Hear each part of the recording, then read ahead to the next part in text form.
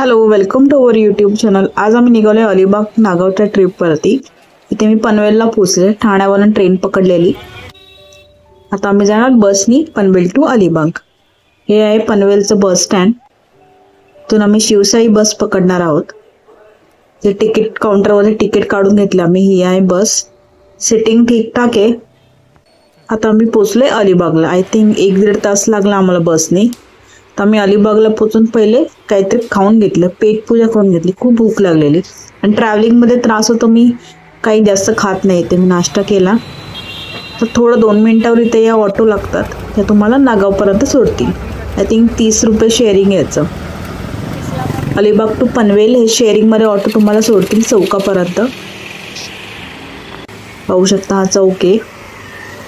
इथून एक चालत 5 मिनिटावरती आम्ही रिसॉर्ट बुक केलेलं आहे. मस्त जाताना खूप सारे झाडं तिथे नारळाची आहेत, केळ्याच्या बागा आहेत. ॲक्च्युली मी रिसॉर्टचा व्हिडिओ काढणंच विसरून गेलेले घाई गडबडीत. इथे छोटासा स्विमिंग पूल आहे रिसॉर्टमध्ये. पाहू शकता पाणी क्लीन आहे. मी तर कधी स्विमिंग पूलमध्ये जातच नाही, मला ते जमतच नाही पाणी ॲक्च्युली. मस्त इथे पण छान आजूबाजूला नारळाची झाडं होती. हा त्याचा एंट्रन्स आहे. रिसॉर्टचा आजूबाजूचा एरिया आहे. खूप सारे असे छोटे छोटे इथे बंगलो टाईप आहेत ॲक्च्युली. म्हणजे इथे स्टेसाठी पण अवेलेबल आहेत आणि पर्सनल पण बंगले आहेत. ते पाहू शकता ही सगळी नारळाची झाडं तिथे. मस्त वातावरण छान हिरवगार आहे इथे. आता आम्ही निघालोय नागाव बीचसाठी. रूम पासून बीच एक 10 मिनिटावर होतं. आम्ही वॉकिंगच चाललो इथे. ॲक्च्युली मी नागाव बीच फर्स्ट टाइम चालले. मी अलिबाग बीच खूप वेळा फिरले, 3-4 वेळा आम्ही जाऊन आलोय. पण नागाव बीच मी फर्स्ट टाइमच जाते. बघूया आता कसा बीच आहे, मला पण आयडिया नाहीये. इथे बीचच्या बाहेर काही स्टॉल आहे तिथे. ही बघा मी चालली येते, पिशवी घेतली. ह्याच्यामध्ये कोल्ड्रिंकच्या बॉटल आहेत, कारण दुपारची वेळ होती. 3-3:30 वाजलेले. हा पहा बीच, नागावचा बीच आहे. इथे काही वॉटर ॲक्टिव्हिटीज पण आहे. इथे बुकिंग चालू आहे. इथे काही गाड्या आहेत, ऑटो आहेत. दुपारी जास्त गर्दी नव्हती. 3:30 आय थिंक वाजलेले काहीतरी. शांत बीच आहे तसा, जेवढा क्राऊडी बीच नाही आहे. जसं अलिबागला खूप गर्दी असते तसं नागाव बीचवर एवढी गर्दी नाही आहे.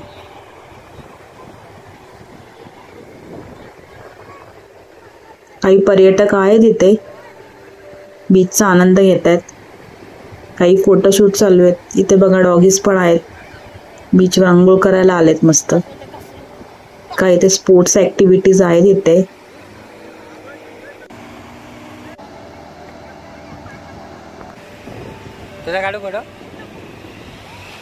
बीच ठीकठाक आहे, म्हणजे एवढा क्लीन नाही आहे बीच, पण ओके बीच आहे.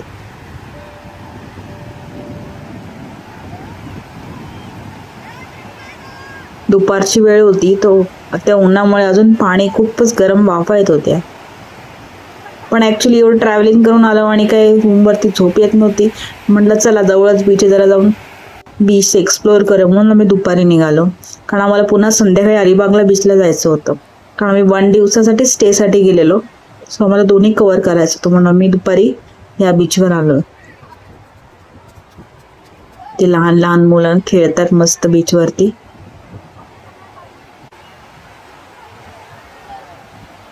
आजूबाजूला इथे आहेत बऱ्यापैकी नारळाची झाडं तिथे ह्या बीचवरती. संध्याकाळी थोडं छान आय थिंक रिलॅक्स गारवा वाटत असेल. दुपारच्या वेळी खूप जरा हॉरिबल आहे इथे गरमी. बीचवर घोडागाडी सफर खूप दिवसानंतर बघितलं ॲक्च्युली मी बीचवर हे घोडे. लहानपणी खूप वेळा बसलेलो आहे, पण आता नाही बसले. आता खूप टाईम झाला बसायचा, असं योगच आला नाही. बघू कधीतरी. छान वाटलं असं मस्त. एकदा तरी घोडे सफारी केली पाहिजे अशी बीचवरती. मग पहा आजूबाजूचा बीचचा एरिया शांत निवांत आहे खूपच. मुंबईच्या आसपास खूप सारे अजून बीचेस आहेत जे आपल्याला माहिती पण नाही आहे. आता आम्ही पण जास्त काही एक्सप्लोअर केलेले नाही आहेत. 2-4च बीचेस जे आपण फिरले. टिपिकल अलिबाग वगैरेच मलाही माहिती आहे. नागावच्या पुढे पण अजून 1-2 बीचेस आहे. एक वर्सोली बीच आहे आणि एक रेवदंडा बीच पण आहे, तो पण छान आहे असं म्हणतात. बघू आता तिकडे पण नक्की एकदा जाऊन येऊ आम्ही. इथे मस्त लहान मुलं चालले आहेत, फोटो सेशन चालू आहे त्यांचा. ही इथे काय म्हणतात त्याला, वॉटर बॅग्स म्हणतात की काय म्हणतात, मला नक्की कमेंट करून सांगा. हे असेच तिथे बीचवर त्यांनी सोडलेले, सगळे लोक मस्त तिथे एन्जॉय करतात त्याच्यावर. आता आम्ही या बीचवरनं आता आम्ही निघालो अलिबागसाठी. हा बघा अलिबाग बीच. आम्ही डायरेक्ट ऑटोच केली, तिथून आम्ही पोचलो अलिबाग बीचला. इथे संध्याकाळी आम्ही 5-5:30ला निघालो इथून. आय थिंक इथे 6 वाजता वगैरे पोचलो इथे. वीकेंड होता म्हणून खूपच इथे गर्दी होती. पाहू शकता तुम्ही केवढी गर्दी येते. सॅटर्डे संडे लागून सुट्ट्या होत्या ना इथे. खूप सारे पर्यटक इथे आलेत, कपल्स आहेत, फॅमिलीज आहेत, बच्चे कंपनी आहेत, खूप सारे इथे लोक आलीत बा. गर्दी तर आमाप येते यावेळी तर. गाडी छोटी छोटी.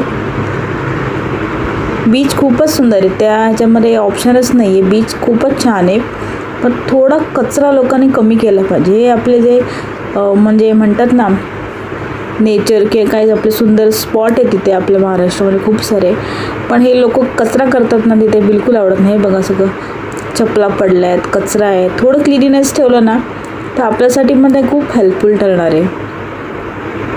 इथे बघा लोक आतमध्ये चालले आहेत. इथे मस्त फोटो सेशन चालू आहेत. काही लोक इथे रील बनवत आहेत, काही लोक डान्स पण करत होते इथे. मस्त सुंदर बीच आहे. हा किल्ला आहे.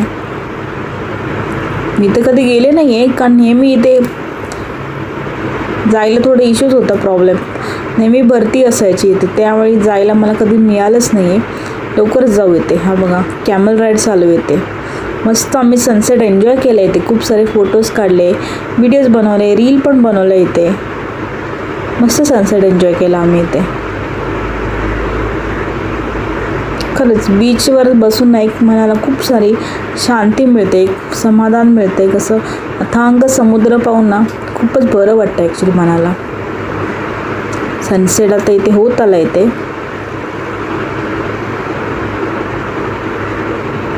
ते आजूबाजूला बसायला खूप छान फॅसिलिटीज केलेल्या आहेत त्यांनी इथे बीचवरती. खूप छान आहे इथे. बाहेर पण खायचे खूप सारे स्टॉल्स पण येते. सनसेट आता होतच आला, एक 5-10 मिनटात होणार आहे. पहा मस्त दिसते सूर्य. म्हणजे सूर्याची किरणं जी पडतात ना पाण्यावरती समुद्राच्या, त्यामुळे अजून एक छानच, म्हणजे माझ्याकडे शब्दच नाही, मी काय बोलू शकतच नाही आता. मला आय हॅव नो वर्ड्स इथे.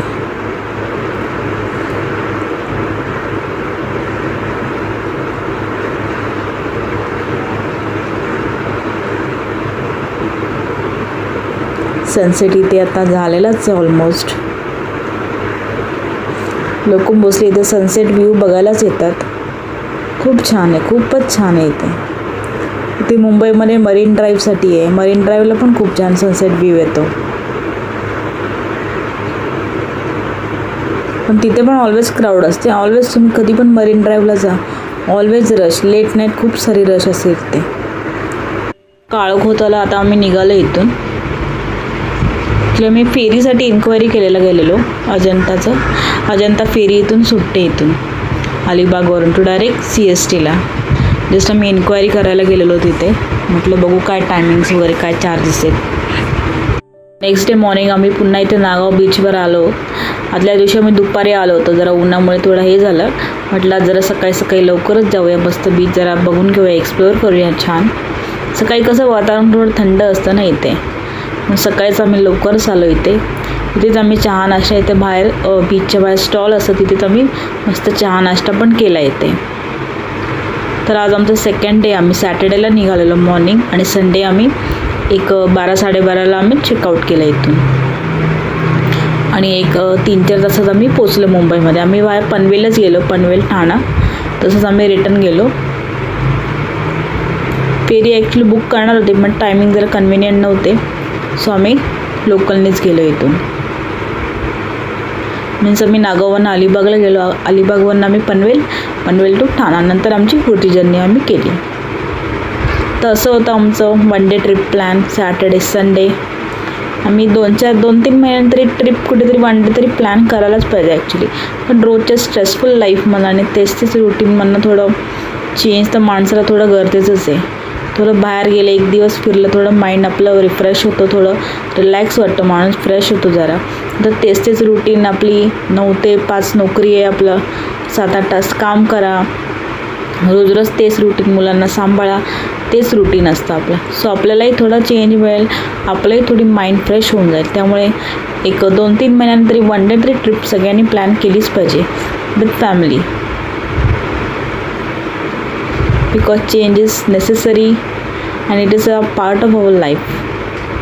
तर इथे आम्ही आमच्या मस्त 1 दिवसाची ट्रिप आम्ही इथे कंप्लीट केलेली आहे. तुम्ही चॅनलला अजून सबस्क्राईब केलं नसेल तर प्लीज सबस्क्राईब करा.